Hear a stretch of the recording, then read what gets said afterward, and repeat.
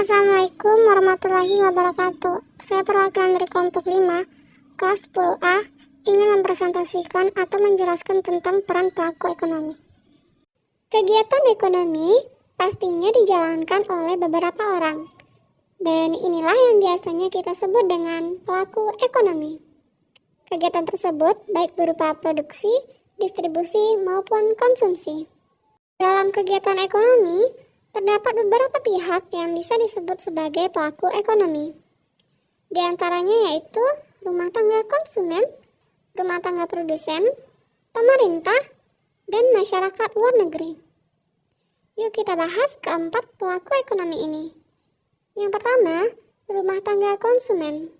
Nah, rumah tangga konsumen merupakan pelaku ekonomi yang mana ia menyediakan faktor-faktor produksi seperti tanah, tenaga kerja, modal, dan keahlian untuk pelaku ekonomi lainnya. Penyediaan faktor produksi tersebut dimaksudkan untuk mendapatkan uang agar dapat memenuhi kebutuhannya. Dan cara yang dilakukan agar uang tersebut diperoleh adalah dengan menawarkan tanah atau alam yang dimiliki kepada pihak lain. Menawarkan sumber daya tenaga kerja atau sumber daya manusia. Menawarkan modal yang dimiliki untuk mendapatkan bunga sebagai balas jasa, dan menawarkan keahlian atau memakai keahlian yang dimiliki. Dengan demikian, rumah tangga konsumen akan memperoleh pendapatan berupa sewa, upah, bunga, dan laba. Berdasarkan hal tersebut, maka terjadilah interaksi antara rumah tangga konsumen dan rumah tangga produsen yang menyebabkan terjadinya aliran arus uang dan arus barang atau jasa. Dari interaksi tersebut, maka dapat kita ketahui bahwa peran dari rumah tangga konsumen yaitu sebagai konsumen barang dan jasa yang diproduksi atau dihasilkan perusahaan untuk kebutuhan sehari-hari, dan sebagai pemasok faktor produksi kepada rumah tangga produsen untuk melakukan proses produksi. Pelaku ekonomi selanjutnya yaitu rumah tangga produsen. Rumah tangga produsen adalah pelaku ekonomi yang berperan sebagai penyedia barang dan jasa bagi rumah tangga konsumen. Rumah tangga produsen di Indonesia dikelompokkan menjadi badan usaha milik negara atau BUMN, badan usaha milik swasta atau BUMS, dan koperasi. Dalam bidang ekonomi, perusahaan memiliki peran sebagai produsen sekaligus pengguna dari faktor produksi. Untuk dapat menggunakan faktor-faktor produksi, perusahaan nantinya akan memberikan balas jasa kepada rumah tangga konsumen. Seperti, tenaga kerja nantinya akan mendapatkan upah, pemilik modal akan mendapatkan bunga, pemilik tanah akan memperoleh sewa, sedangkan pemilik keahlian akan memperoleh keuntungan. Kemudian, pendapatan yang diperoleh dari rumah tangga konsumen nantinya akan digunakan untuk konsumsi barang dan jasa yang dihasilkan oleh perusahaan. Nah, dari kegiatan ini terjadilah siklus di mana nantinya rumah tangga produsen akan melakukan kegiatan produksi barang dan jasa dengan cara mengolah faktor produksi yang diterima dari rumah tangga konsumen. Setelah itu, rumah tangga produsen akan membayar imbalan atas penggunaan faktor produksi dan menjual hasil produksi kepada rumah tangga konsumen. Dan yang terakhir, rumah tangga produsen akan menerima pembayaran atas penjualan barang dan jasanya.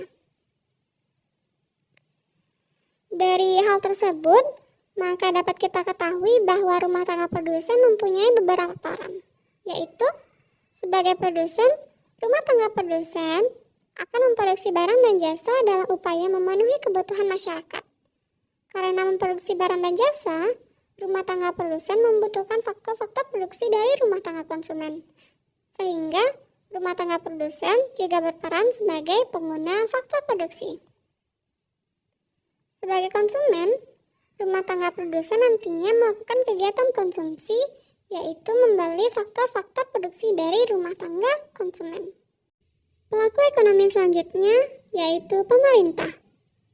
Berbeda dengan rumah tangga konsumen dan rumah tangga produsen, pemerintah akan menjalankan aktivitas pemerintahan dalam kegiatan ekonomi seperti mengeluarkan undang-undang, peraturan, dan kebijakan yang bertujuan untuk mengumpulkan dana dari masyarakat, misalnya pajak.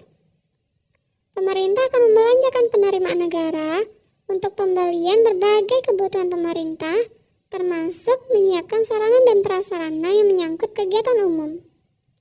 Melakukan kegiatan ekonomi langsung di bawah badan usaha milik negara, misalnya PLN, Damri, dan Pertamina. Dan yang terakhir, menjalin hubungan ekonomi dengan negara lain. Dalam kegiatan ekonomi, tentunya rumah tangga konsumen, perusahaan, dan distributor harus diatur. Fungsi pengatur ini dipegang oleh pemerintah. Pemerintah mencakup semua lembaga dan badan pemerintahan yang memiliki wewenang dan tugas mengatur kegiatan ekonomi. Pemerintah juga terjun langsung dalam kegiatan ekonomi melalui BUMN atau BUMD. Fungsi pemerintah sebagai pelaku ekonomi sesuai dengan Undang-Undang tahun 1945, yaitu Pasal 33 Ayat 2, di mana cabang-cabang produksi yang penting bagi negara dan yang menguasai hajat hidup orang banyak dikuasai oleh negara. Dan Pasal 33 Ayat 3, di mana bumi, air, dan kekayaan alam yang terkandung di dalamnya dikuasai oleh negara dan dipergunakan untuk sebesar-besarnya kemakmuran rakyat. Untuk turut serta meningkatkan kesejahteraan masyarakat, pemerintah juga harus memperhatikan distribusi pendapatan melalui penerapan sistem perpajakan. Selain itu, juga membangun sarana dan prasarana umum yang baik untuk distribusi. Peran pemerintah dalam kegiatan ekonomi sebagai pelaku ekonomi juga mempunyai peran seperti rumah tangga konsumen dan rumah tangga produsen. Perannya yaitu sebagai produsen, pemerintah memproduksi barang dan jasa untuk kepentingan masyarakat umum dengan cara menguasai cabang-cabang produksi yang penting untuk menguasai hajat hidup orang banyak melalui badan usaha milik negara. Contohnya produksi pesawat terbang yang dilakukan oleh PT Dirgantara Indonesia dan produksi pupuk yang dilakukan oleh Petrokimia di Gresik. Ada juga industri semen di Cibinong, Bogor, dan Gresik. Sebagai konsumen, pemerintah menjalankan kegiatan produksinya membutuhkan barang dan jasa, tenaga kerja, dan peralatan untuk keperluan pendidikan, kesehatan, administrasi, dan senjata untuk keperluan pemerintahan dan keamanan dan sebagainya. Sebagai pengatur dan pengendali pemerintah perekonomian negara dan mengeluarkan kebijakan-kebijakan. Kebijakan-kebijakan itu misalnya menurunkan tingkat pengangguran dan tingkat inflasi, menciptakan keseimbangan neraca pembayaran, dan sebagainya. Selain itu, pemerintah juga melakukan pengawasan terhadap kegiatan-kegiatan yang dilakukan oleh rumah tangga konsumen dan rumah tangga produsen agar melakukan kegiatan yang wajar dan tidak merugikan masyarakat secara keseluruhan. Pelaku ekonomi yang terakhir yaitu masyarakat luar negeri. Sebagian dari pengeluaran yang dilakukan oleh rumah tangga, perusahaan, dan pemerintah tidak hanya ke dalam pasar domestik saja, melainkan juga pasar luar negeri. Saat sekarang ini, sudah tidak ada lagi negara yang tertutup sama sekali untuk hubungan perdagangan dengan negara-negara lain. Dari berbagai kebutuhan yang ada, tentunya ada yang dapat diproduksi dan ada juga yang tidak. Hal ini karena masih kurangnya kemampuan untuk memproduksi sendiri dan ada juga yang terkendala dengan modal yang besar. Hasil produksi selain disalurkan ke pembeli dalam negeri, sebagian juga dijual kepada masyarakat luar negeri. Hal ini menimbulkan arus barang dan jasa dari dalam negeri ke luar negeri yang biasa kita sebut dengan ekspor. Kegiatan ekspor ini dibayar dengan valuta asing menurut kurs tertentu. Selain kegiatan menjual barang dan jasa ke luar negeri, ada pula kegiatan membeli barang dan jasa dari negara-negara lain. Sehingga adanya arus barang dan jasa yang masuk dari luar negeri ke dalam negeri yang biasa kita sebut dengan impor. Masyarakat luar negeri juga mempunyai peran yang sangat penting untuk menunjang kegiatan perekonomian yang dijalankan oleh negara. Kegiatan perekonomian yang dilakukan oleh masyarakat luar negeri menimbulkan arus barang dan jasa, yaitu ekspor dan impor, dan arus uang masuk dan keluar. Dari kegiatan ini, pendapatan pemerintah akan bertambah karena memperoleh devisa. Nah, berarti kita sudah mengetahui para pelaku ekonomi dan juga perannya masing-masing. Tetapi, untuk lebih jelasnya, maka kita akan melihat circular flow diagram berikut. Nah, sekarang kita sudah melihat 3 pelaku ekonomi, yaitu rumah tangga konsumen, rumah tangga produsen, dan pemerintah. Karena kegiatan ekonomi ini dilakukan oleh 3 pelaku ekonomi, maka ini disebut dengan circular flow diagram 3 sektor. Dari diagram ini, kita akan lebih memahami peran dari setiap pelaku ekonomi dengan melihat panah-panah dari masing-masing para pelaku ekonomi. Panah yang pertama, kita mulai dari rumah tangga konsumen, di mana ia menyediakan faktor-faktor produksi kepada rumah tangga produsen, maka di sini terjadilah arus faktor produksi. Pada panah yang kedua, karena rumah tangga produsen telah menerima faktor-faktor produksi dari rumah tangga konsumen, maka rumah tangga produsen akan membayar berupa sewa, bunga, ataupun laba kepada rumah tangga konsumen. Maka di sini terjadilah arus uang berupa imbalan. Kedua kegiatan ini nantinya akan terjadi dalam pasar input atau pasar faktor produksi. Selanjutnya, panah ketiga, rumah tangga produsen akan menjual barang atau jasanya kepada rumah tangga konsumen, sehingga terjadilah arus barang dan jasa. Panah keempat, karena rumah tangga konsumen telah membeli barang dan jasa dari rumah tangga produsen, maka rumah tangga konsumen akan memberikan uang kepada rumah tangga produsen.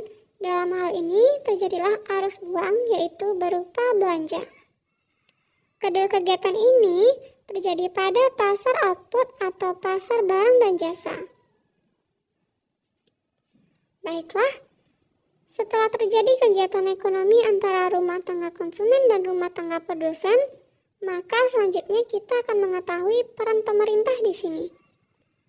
Pada panah nomor 5, pemerintah akan memberikan subsidi atau fasilitas umum kepada masyarakat, yaitu rumah tangga konsumen dan rumah tangga produsen. Dan sebagai balas jasanya, pada panah nomor 6, maka rumah tangga konsumen dan rumah tangga produsen akan membayar pajak kepada pemerintah. Nah, jadi sudah circular flow diagram kita untuk 3 sektor. Selanjutnya, kita akan mengetahui circular flow diagram 4 sektor, di mana pelaku ekonomi yang keempat adalah masyarakat luar negeri. Pada panah yang ketujuh, nantinya rumah tangga produsen akan menjual barang dan jasa kepada masyarakat luar negeri, dan masyarakat luar negeri akan membeli barang dan jasa dari rumah tangga produsen. Maka kegiatan ini akan dinamakan kegiatan ekspor, di mana terjadi arus barang dan jasa dari dalam negeri ke luar negeri. Selanjutnya, pada panah nomor 8, rumah tangga konsumen akan membeli barang atau jasa dari masyarakat luar negeri, maka kegiatan ini dinamakan dengan impor, di mana terjadi arus barang dan jasa dari luar negeri ke dalam negeri. Jadi itulah circular flow diagram 4 sektor. Intinya, untuk memahami circular flow diagram ini, kita harus mengerti dari mana panahnya berasal dan kemana panahnya menuju.